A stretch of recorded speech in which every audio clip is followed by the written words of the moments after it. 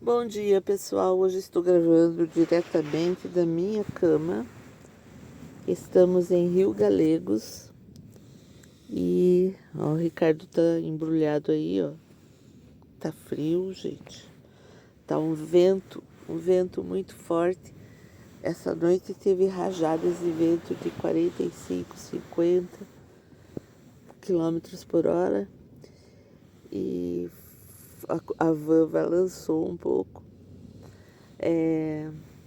E pretendemos ir para o Chile hoje, mas como passamos por uma balsa, não sabemos se vai dar por causa do vento.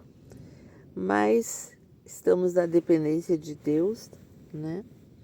E cremos que passaremos para o Chile hoje. Daqui a pouquinho vamos levantar e fazer um cafezinho. É isso aí.